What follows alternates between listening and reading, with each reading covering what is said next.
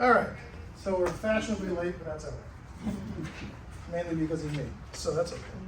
So last week I wasn't here, we were traveling as a family, and I know that Gent was able to cover week 2, and you guys covered a lot of material, so I'm not going to rehash that material for the purpose of time, but where we left off is hopefully at the end of the pre-colonial area. I think we got up to George Washington. Now we're kind of shifting into the colonial area, and as we're going to kind of step through this, we're going to look at this over the next 2 weeks because there's a lot of stuff that happens in this period that really creates a huge runway for what's going to happen, especially leading up to the War for Independence, and then ultimately what leads to the end of the Revolutionary War, and then how the initial republic is stood up, the beginnings of the nation. And so today we're going to be here in the colonial period, and there's a bunch of things that I want to discuss today. As always, the primary source material is going to be from this book. I actually brought the book with me today if you wanted to check it out. There's a couple of quotes I wanted to pull from there that I couldn't fit on the slides that I'm going to read from. But by Wall Builders, this is a 2-part series. This first one's on the beginnings of the Republic. The second one is after, it's the federal era, which I'm looking forward to reading after getting through this class. But today, what I want to kind of talk through are these topics. We're going to look at Pennsylvania and its founding as a colony. We're going to look at pastors and public affairs, and we're specifically going to spend some time on the Reverend John Wise, because he's going to be instrumental in the thinking of the founders. We're going to look at the First Great Awakening, as well as George Whitefield and the influence that he had, as well as other ministers during that era. And then we're going to wrap up by looking at some of the other founding fathers who were actually ministers and some interesting history around that. So if we think about Pennsylvania, Pennsylvania as a colony was founded in 1682. And so in 1682, you have this massive land between New York and Maryland, right? And during the known time, England basically had all this land, right? They laid claim to it. Of course, you had Native Americans who were there. The Native Americans weren't aware of who the King of England was, so they thought they didn't know that England had laid claim to their land. That's an aside, and we'll get to that in a moment because that's going to play a key role with how the founder of Pennsylvania would interact with this area. So, out of curiosity, does anybody know who the founder of Pennsylvania was? William Penn. Very good. So William Penn, and so I'm looking at my wife because she's like, yeah, of course it's William Penn, right? He spent 30 years in Philadelphia. And funny story as an aside, so when the Phillies finally won the World Series, the longest running joke was that the reason that the Phillies hadn't won the World Series was because there was a curse associated with with one of the buildings in downtown Philadelphia that had a statue of William Penn on top of it. The curse was that any building that went above that statue meant that the city of Philadelphia would never experience anything of value. And then they said, especially for the World Series, that's why they haven't won the World Series. Of course, that proved not to be the case because they built the Comcast Tower, a number of other things, and of course they won the World Series. And so the funny thing is they made t-shirts that said William Penn back on top. So it was just kind of funny that they did that. But so yes, William Penn was the founder of Pennsylvania. Now, interestingly enough about William Penn, and we're gonna talk about this, William Penn was actually a Quaker. He was a Quaker and he actually followed his practices. But when you look at the history here, he wasn't a traditional Quaker. And so William Penn grew up in England, right? And he was the son of Admiral William Penn, his dad, right? So they both shared the same name. So the elder William and the younger William. And so because he was the son of the admiral who served at the king's court, he basically enjoyed a very high station in life. And so he attended Oxford University, and Oxford University had a number of other universities that rolled up under it, and so he went to one of them. And so during his time there, he had actually run into an individual by the name of George Fox. And George Fox is actually the founder of the Quakers. He's the forerunner of what we would know as the Quakers. And so the Quakers in general, because when we think about England, the Church of England was Anglican, right? And so everything about the Church of England revolved around the fact that you would follow Anglican policies, formality, tradition, whatever you call it. And the Anglican Church was very heavy-handed. So they wanted their procedures and traditions to be followed. The Quakers, on the other hand, George Fox specifically, took a much different view of Christianity and essentially took a much more simplified view than the pomp and pageantry associated with the Anglican Church's view of Christianity. So they stripped away a lot of the decadence, a lot of the formality, a lot of the extras, I'll say, and they wanted to practice a more simple form of Christianity. And so that's how the Quakers started. And so what the Quakers would do is they essentially wouldn't submit to certain state decreed Anglican theological tenets and practices. And so as a result, what happens is Penn and his college mates run into this individual. They start to learn more about this Quakerism, and they're in Oxford, which is this stodgy, very formal university that follows Anglican tradition, and they're like, as any young child would do, they would want to rebel, right? So these college kids are like, no, we don't want to do all this Anglican stuff. This Quaker stuff makes more sense. And so they actually joined in an active rebellion at Oxford to try and change Oxford from being under Anglican rule. Obviously that pissed off his dad, and so his dad yanks him out of Oxford and sends him to France, right? And so he goes to France and he serves, but the thing is, William Penn had this personality that allowed him to kind of gain gravitas wherever he went. So when he was with his dad, he gained favor with the King's Court in England. He goes to France, the same thing happens, right? And so the elder Penn is like, okay, enough time in France, let's bring you back to England, brings him back to England, right? By the time that William Penn comes back to England, he's really forgotten about his religious curiosities. He wasn't really as interested in Quakerism anymore. Goes to law school. As he's in law school, he actually runs into a professor that was a practicing Quaker. And so he strikes up a conversation with that professor, and all of the history of his time in college, his time with George Fox, would come to the fore. And this is really where it would take root in William Penn, and he really began to lean into this, of what it meant to be a Quaker. And so he would start writing and preaching about his Quaker faith, about his beliefs, about what the Quaker tenets were. And of course, because it would run counter to the Anglican Church, he would be arrested for it. He would be arrested multiple times as he would do this. But of course, because he came from a station of privilege, he wasn't in prison for long. The longest stint of prison that he did was actually for 8 months in the Tower of London, which is arguably one of the worst places that you can go. But of course, because William Penn had strings, his fathers and others could pull strings. 8 months any amount of time in the Tower of London probably was terrible, but 8 months in the Tower of London versus years that other people would spend. He comes out of the Tower of London, right? And so you fast forward, and he's continuing to attend Quaker meetings. He's still, making these statements. He's not really afraid of any of this. And by 1677, he's now helping Quakers in England move out to the American colonies so they could finally experience more religious liberty than they were experiencing in England, right? And so William Penn had a huge hand in helping that facilitation of Quakers from England to the colonies. Now in 1681, following the death of his dad, the admiral, the King of England, King Charles II, actually owed his father a debt. And so because he owed his father a debt, the way that he felt that he could settle the debt was he went to the younger Penn and said, hey, because of this is what I owed your dad, I'm going to give you this land in the New World between New York and Maryland as payment to repay that debt. The younger Penn's like, sure, that's fine, we'll do that. But because Penn was now a devout Quaker, he understood that the land that the king was giving him really didn't belong to the king, it belonged to the people who are actually in the New World, it belonged to the Native Americans. And so in 1681, he would arrive in the New World, he would arrive in that area, right, where that land was between New York and Maryland, which we now call Pennsylvania. He would actually name the land after his father, the Admiral William Penn. He would name it Pennsylvania.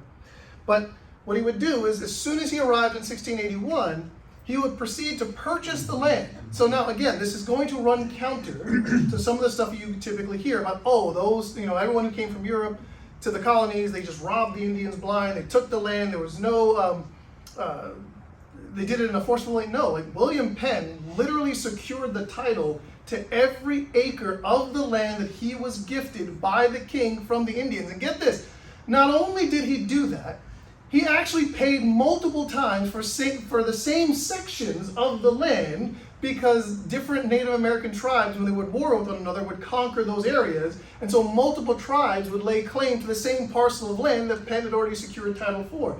It didn't stop him. He still paid and secured title from every single tribe for every single acre that made up Pennsylvania. You don't hear about this. That's right.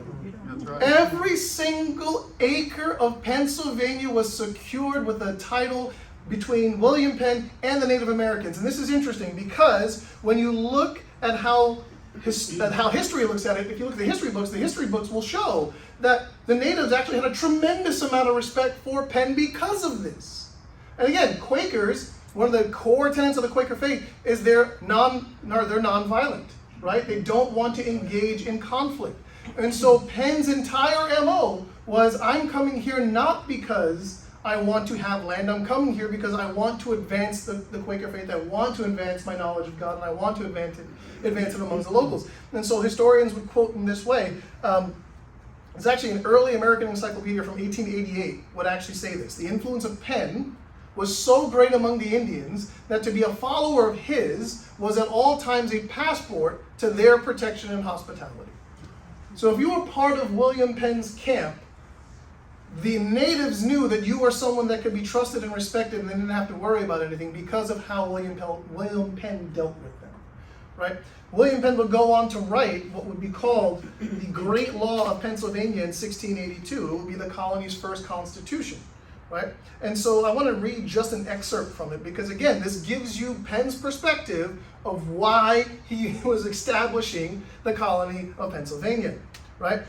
When he's talking about the laws that this new colony would have, he says, these laws are going to be created as shall best preserve true Christian and civil liberty in opposition to all unchristian, licentious, and unjust practices, whereby God may have his due, Caesar his due, and the people their due. Sound familiar? This is going all the way back to the late 1600s. And you've got William Penn talking about these things, but again, the cardinal thing that you find, true Christian and civil liberty. It's not absent from the founding of Pennsylvania. And it's not absent from, as we likely talked about last week, the founding of the earlier colonies, right? But Penn understood this. So he knew that it was much more than this. And so he would continue to write about what made government good, right? And so he would write this, right? He would say, governments, like clocks, go from the motion men give them. Wherefore governments rather depend upon men than men upon governments. Right? Understand that. Did you catch that? Let men be good and government cannot be bad. But if it be ill, they will cure it. But if men be bad, let the government be never so good, because they will endeavor to warp and spoil it to their turn. I know some say, let us have good laws, and no matter for the men that execute them. But let them consider that though good laws do well, good men do better. Good laws may want or lack good men and be abolished or invaded by ill men, but good men will never want or lack a good law nor suffer ill ones. And the reason that Penn would write these words is because he would say that true wisdom was derived from that book of gospel statutes, which we all know to be the Bible. So William Penn, when we think about Pennsylvania, right? Again, another colony that was established for the advancement of God and his kingdom. And for William Penn, this was all it was about. That good men could only be good men if they derived their perspectives from the gospel, from the book of gospel statutes, right? Again, it's not an accident when you think about this. So when you think about Pennsylvania, I didn't have time to add Georgia. Georgia would be established almost a century later, but roughly around 1730. And it's, again, same idea. And maybe I'll bring that back next week just very quickly. But again, same concept of why this colony was being created, right? But here's the thing. One of the other things that people kind of miss is that during colonial times, like, pastors had a huge role in the public air, in the public sphere, in the public scene, right? And I just kind of want to give like a list of things, because this is by no means exhaustive, but you're going to see that just in the list that I'm going to give you, it becomes painfully obvious the influence that pastors would have in the public square during the colonial era. So in 1619, the Reverend William Wickham serves in Virginia's original General Assembly, which ends up being the first elected governing body in America at that time, right? You go to 1620. The elder William Brewster applied the teachings of the Pilgrim pastor John Robinson to create the Mayflower Compact, which becomes the first governing document written in America. I don't know if you touched on that. You did. Okay, so if you guys remember this from last week, right? what was cardinal to the Mayflower Compact? The Bible was cardinal to the Mayflower Compact. And so in 1620, you have another public pastor by the name of William Brewster who's helping to create this compact, right? So again, I'm not done, but throughout the 1600s, you're going to see that there's a significant positive influence of Christian leaders in securing both civil and religious liberty, right? And so we continue. You look at 1636, and this one's going to be funny because this particular institution has been in the news, but 6 ministers found Harvard, okay?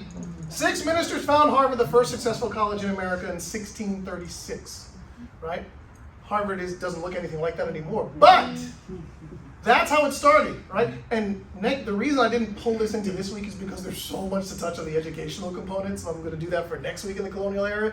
And you're going to find, spoiler alert, every major elite university and college that we have today was founded by Christians. And they were seminaries. Spoiler alert, okay? They were seminaries. Yes, and in most cases we're seminaries. So spoiler alert, you're going to see that next week, and we'll get into more detail there. 1636, the colony of Rhode Island is founded by 2 reverends, the Reverend Roger Williams and the Reverend John Clark, okay? Colony of Connecticut, 1639, 2 more reverends, the Reverend Thomas Hooker and the Reverend John Davenport. They found the colony of Connecticut, and interestingly, this is where the first constitution is actually written. The first semblance of a constitution is written in the colony of Connecticut. We continue. 1641, the Reverend Nathaniel Ward would write the Massachusetts Body of Liberties, which included in proto form the first Bill of Rights that you would find in the colonial era. Okay? I hope you're starting to see a thread here between the colonies, right? 1681, we just talked about this, William Penn, right? William Penn founding Pennsylvania and the Great Declaration of Pennsylvania. And then we get to 1692, again, we have 2 reverends, Reverend John Wise and Reverend Increase Mather, who help establish the concept of due process rights in the judicial system. I'm going to spend some time talking about John Wise because John Wise would have an outsized impact on the founders. And the messages and the sermons that he would preach would have a tremendous impact in the lead up to the Revolutionary War, the War for Independence, right? But the interesting thing about John Wise, and I'll give you this story of where this came from, was during this time, so John Wise was a pastor in Ipswich, Massachusetts, rural area in Massachusetts. Now he's taught for a long time. His biggest thing was that the idea of government has its consent from the governed, right? Where have we heard that term before, right? And so he would teach on that. And so what would happen is the King of England, kind of getting a bit concerned about what was happening in the colonies, would send another general out with this idea of saying all the colonies would be under a single general's rule. They would no longer have autonomy. They would get rid of all their elected bodies. They would lay taxes on them and all this. And so the Reverend John Wise would speak out against this pretty forcefully.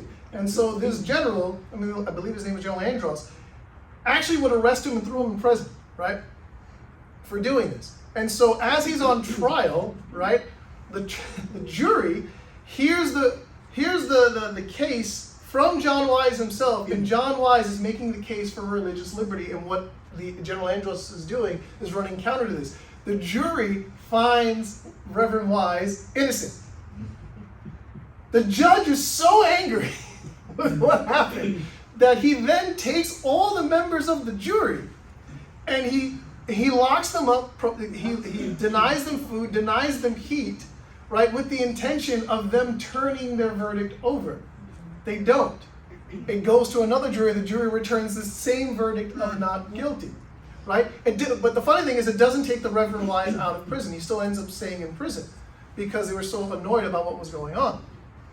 And so you find in that moment that you have this idea that the decision of a judge is not greater than the decision of a jury. Again, a core component of the judicial system, again being argued by a reverend. But again, I digress. So the thing about Reverend Wise, right, is that Reverend Wise was already teaching, like a full century before the War for Independence. He's teaching about some of these concepts. And these concepts will come up in his sermons, and see if you recognize some of them. Taxation without representation is tyranny. He's already preaching on that. Consent of the people being the foundation of government. Every man must be acknowledged equal to every man. Again, he's preaching on these concepts, right? These concepts that would almost appear verbatim in the Declaration of Independence, right? If you look at the Declaration of Independence, look at the terms. Some of the things that the Founding Fathers were writing, that the King of England was imposing taxes on us without our consent, and that government should be from the consent of the governed, and that all men are created equal. These are all things we find in the Declaration of Independence, right? And so Clinton Rossiter, a late American history scholar who was considered the expert in this period, right? He considered the Reverend John Wise one of the 6 most influential people in shaping the thinking that led to the War for Independence. Interestingly enough, of the 6, 4 of those happened to be ministers. Leading up, that provided the thinking that led up to the War for Independence. In fact, in 1772, with the War of Independence looming, the Sons of Liberty, I talked about them in week 1, right? They would reprint a number of Wise's sermons, and they would circulate them throughout the colonies to remind the members in the colonies that this is what it was about, that there was a biblical precedent for what they were pushing for in having the War for Independence and being able to do that. And they would use the Reverend Wise's sermons to do that. In fact, so popular were the writings at that time that they actually ran out of that initial reprint and had to do another reprint because so many people wanted their hands on these sermons. In fact, on the 150th anniversary of the Declaration of Independence, President Calvin Coolidge would deliver a speech celebrating this. And this is what he would say, right? 150 years, right, since the Declaration was written. This is Calvin Coolidge writing. These thoughts, meaning the thoughts that were contained in the Declaration of Independence, can be very largely be traced back to what John Wise was writing in 1710. His works were reprinted in 1772 and have been declared to have been nothing less than a textbook of liberty for our revolutionary fathers. He writes this on July 5th, 1926. Again, hopefully, you're seeing that there is this very common theme throughout the colonial era of the impact of Christianity on what is happening as it's moving forward toward becoming its own nation, right? And so shifting a bit from those pastors during the colonial era who had an impact in public affairs, we shift to what we call the First Great Awakening. So anyone here familiar with the idea of the Great Awakening? I know in school for me, I remember studying through the Second Great Awakening, not necessarily the first, but the First Great Awakening, it's a series of revivals that span from the 1730s to the 1760s. Now, what's interesting about this is you think about everything that we were just talking about, but like anything that humans are involved, right? You can start off on well intentions, then you can kind of slide down the hill, and that's exactly what was happening in colonial America at this time. Is that after the founding, by the time that Georgia was founded in the 1730s, right? So a full almost century after Pennsylvania, well, a little less than a century after Pennsylvania, America was already America as we understood it, the colonies as we knew it, New America as we knew it, was already in a state of spiritual decline. And so what would end up happening was you would have this series of revivals that would take on. And the most notable name from that period would be the Reverend George Whitefield. And the Reverend George Whitefield the amount of influence that he would have on the Founding Fathers, on the idea of revolutionary thought, and you wouldn't think about this, is actually very, very interesting. Because Whitefield, he was an Anglican minister, and he's considered one of the founders of Methodism, the Methodists, right? So he's considered one of the founders of the Methodists. So for 34 years, he would travel throughout the colonies and in Europe, preaching 18,000 times and drawing huge crowds wherever he went. Now, it's estimated that 80% of all Americans during that period heard him speak. This is well before the advent of technology. This is before cell phones, before the internet. 80% of Americans at that time heard this man speak. Now, it's also, the crazy thing about it, it's approximated that there were 3 million people that made up the population around this time, and yet it's estimated that over 10 million people attended his meetings. So more than likely, people attended multiple meetings and heard Whitefield multiple times, right? And so that's going to be important because, again, if you're hearing a message multiple times and it's reinforced and it continues to be top of mind, that is going to play a role in your thinking, right? And so the reason that I talk about Whitefield is because one of his best known sermons that he would give, it was called the Father Abraham Sermon, right? And the reason that this is important is because you're going to chuckle at this because you're like, really? Like, it was like that back then? Yeah, it was. So when the colonies were there, right? I'm going to give you a little bit of information here, right? In the run-up to the Revolutionary War, we have different denominations that exist across the colonies, right? I mentioned Pennsylvania being Quaker, right? So none of the colonies really got along. That shouldn't surprise anyone, right? Because the colonies, as they were established to follow a particular set of procedures and expectations, all of which grounded in Christianity. All the colonies were Christian. But they operate slightly differently in each of the colonies, and therefore they didn't quite get along. They would have disputes, right? There were skirmishes that were happening during this time between the colonies, disputes over boundaries, disputes over religious things. Each colony was largely independent. Each one had its own currency, and each one had its own militia, right? And the major point of contention between the colonies, almost always, was over religion. So Pennsylvania was Quaker, Virginia and South Carolina were Anglican, Massachusetts and Connecticut were Congregational, New York was Dutch Reformed, and so on the list went, right? And now some of these denominations ended up being openly hostile to others, going so far as to imprison, fine, and punish those who were practicing a denomination that wasn't the majority one or the recognized one in that colony. Well, what were the colonies trying to get away from in the first place? Religious persecution. Right, and they were doing the same thing in the colonies, humans being human, right? And so the reason that this Father Abraham sermon ends up becoming very important is because of what Whitefield would say. And remember how I said how multiple people heard this man, including our founding fathers, men like John Adams, Thomas Jefferson, among others, who played a key role, right?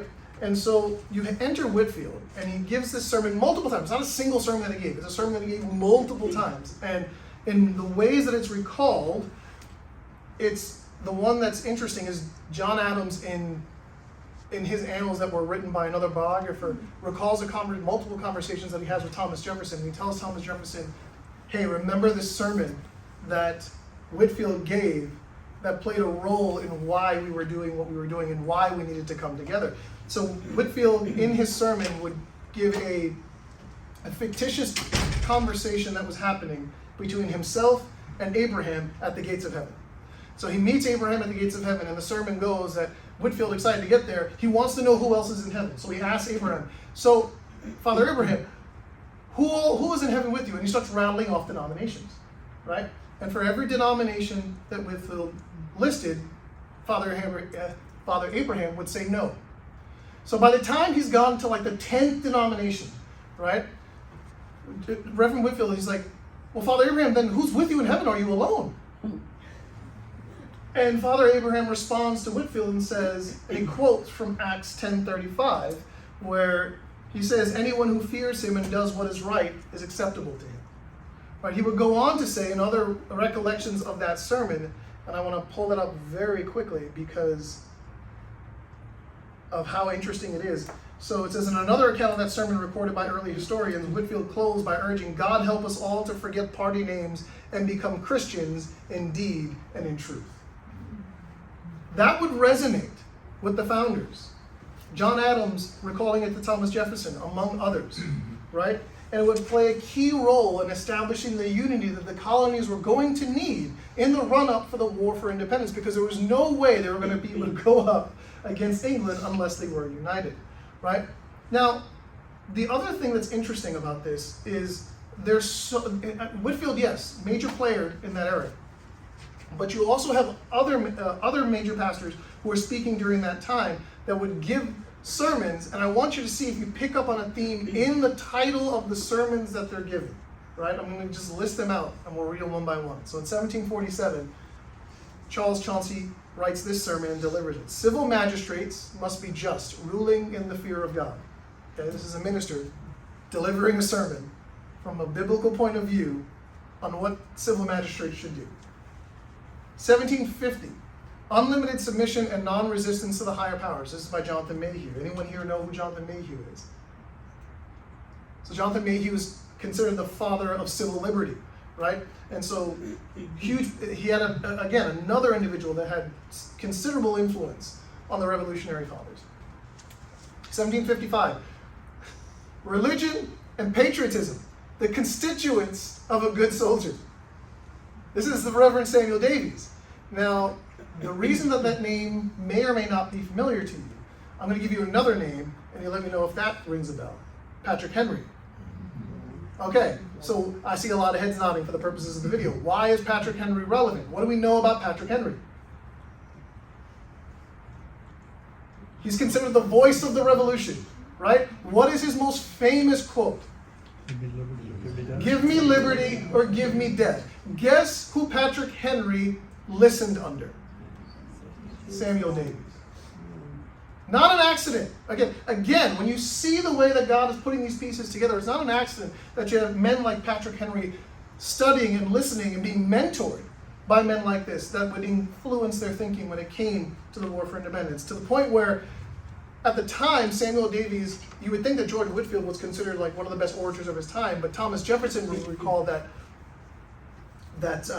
Davies was considered one of the best orators of his time, but then he would run into Patrick Henry, and he would say Patrick Henry was an even greater orator than Samuel Davies. And so the influence that these men would have during the Revolution is very, very interesting. Now, you get to this last one, which is really, I skipped this one, sorry.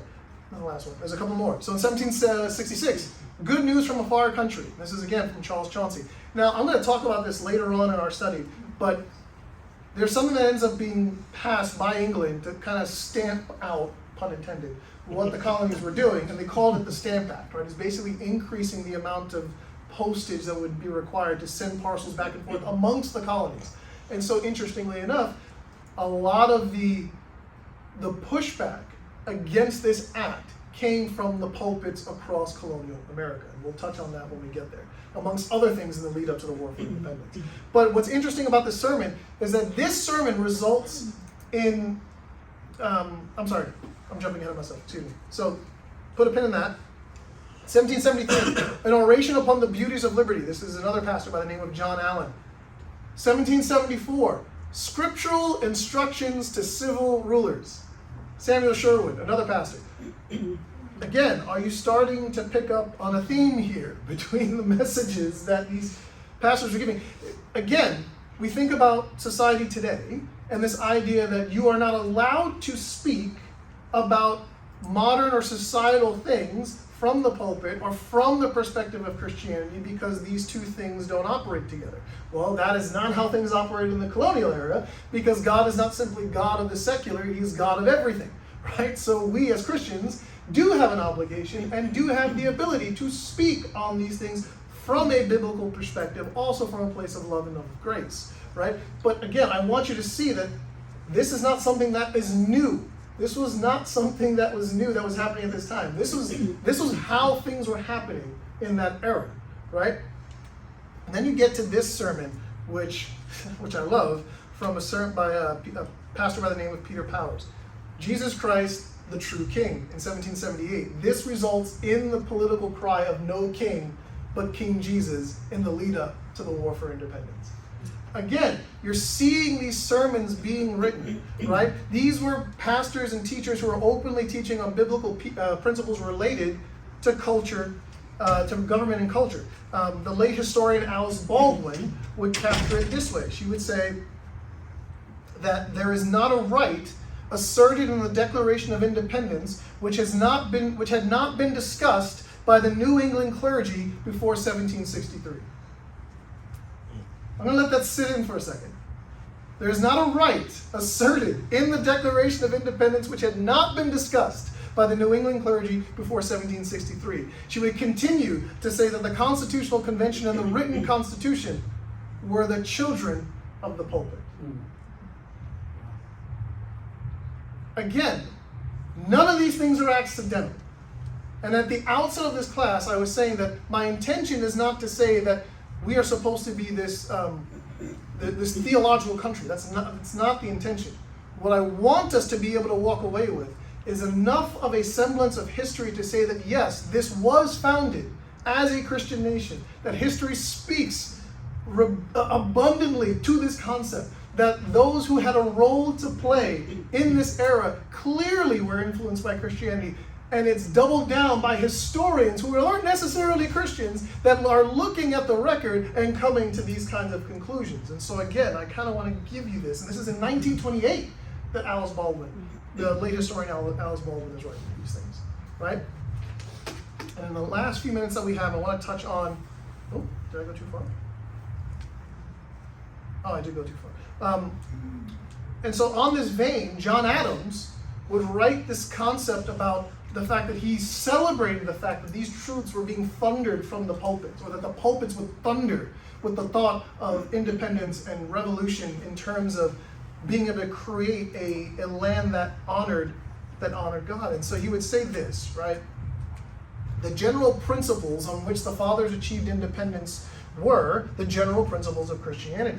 I will avow that I then believed and now believe that those general principles of Christianity are as eternal and immutable as the existence and attributes of God, and that those principles of liberty are as unalterable as human nature. And John Adams would write this in 1813, right? And so, again, to sit here and say that the founders didn't have any sense of influence from Christianity is just a bold-faced lie, right? You can't get away from it. And I hope you're going to pick up on this, week after week. And then when we think about some of the founding fathers who are actually ministers, right? Most people probably haven't talked about that, right? When you think about some of the signers of the different documents, whether it's the Declaration of Independence or whether it's the Constitution of the United States, right? First gentleman I want to talk about is the Reverend John Witherspoon, who was a signer of the Declaration of Independence. The reason that Witherspoon was so important, he was elected to the Constitutional Congress. He served on over 100 congressional committees and is said to have had more influence on the monetary policies of the Constitution than any other individual. But this is the bit that I want you to walk away with. Nearly a fifth of the signers of the Declaration, a sixth of the delegates at the Constitutional Convention, and a fifth of the first federal Congress that framed the Bill of Rights were his graduates from the College of New Jersey. That is an astounding number. But again, the amount of influence that men like this had on individuals who would frame the founding documents of our country, which we'll talk on in another week, where we will go in depth on the founding documents and the influence of Christianity. Again, in the College of New Jersey, I don't know if anyone's from the Northeast, but I had no idea that the College of New Jersey was founded in part by John Witherspoon. But we'll get there in that. We'll touch on that next week of all the different colleges. Robert Treat Paine, another signer of the Declaration of Independence. Now, Paine was also a minister. He would actually become the Attorney General of Massachusetts and eventually become a Supreme Court Justice. Lyman Hall was an ordained minister who was a signer of the Declaration of Independence who would later become the governor of Georgia. Francis Hopkinson was also a pastor. It was actually someone who was a musician, and he would actually compile and edit the first hymn book that would be produced solely in America. Now, if you jump to the Constitution, right, and that's not an exhaustive list, just kind of giving you examples here, but there's many others. So the Reverend Abraham Baldwin, he's a signer of the Constitution. Now, Baldwin was a chaplain in the war for independence. He was a professor of divinity and theology at Yale, and later founded the University of Georgia. Any University of Georgia fans, football fans here? Like, did you know that university was founded by a reverend? Right? Again, you're going to see this. I'm going to stop. So their student section has no idea. Yeah. I'm just saying. Keep telling us about it. We like it. You get to Hugh Williamson. Hugh Williamson is another signer of the Constitution. Williamson was a licensed preacher. He served and he serves in the first U.S. Congress that helped frame the Bill of Rights. And lastly, this gentleman has a unique distinction. He is the only founding father, Roger Sherman, who signed all 4 documents that played a role in the founding of the country. the Articles of Association in 1774, the Declaration of Independence in 1776, the Articles of Confederation in 1781, and the U.S. Constitution in 1787. Now, the reason that this is interesting is because Sherman was a lawyer by trade, but he was also a lay theologian who would write multiple pieces on theological issues of his day. And so, again, not an exhaustive list by any stretch of the imagination. And there's others, I could bring like a longer list, but the point that I was trying to make is that when people talk about this idea that the colonial, whether it's the colonial era or we think about the founding documents themselves, about having no influence of Christianity, it's a very tall position to take that is very lacking in evidence, right? And I hope that the takeaway here this week has been, as we looked at the colonial era, that it is clear as day the influence that Christianity had on that era, the influence that ministers had in the public square, the influence that they would ultimately end up having on the founding fathers, who would play a critical role in the lead up to the War of Independence, as well as the drafting of the founding documents of the country. And ultimately, this idea that America in its founding was uniquely Christian because of what led them there, right? And so we are literally at time. We are at 10:40. I know I started late, so I'm sorry. But if there are any quick questions or anything that I need to field, happy to do that now. If not, I can close and break us out.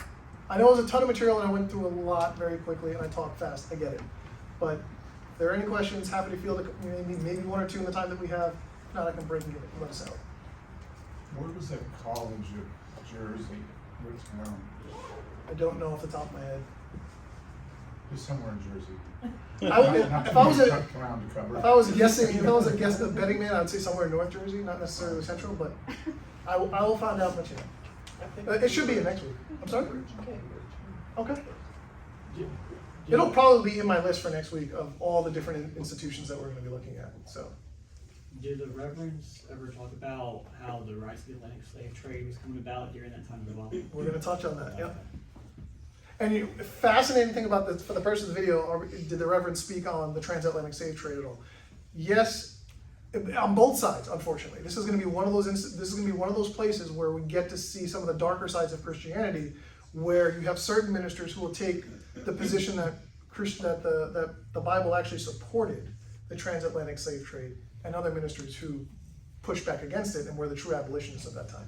So we'll unpack that, because that's probably one of the darker moments of the founding of the country.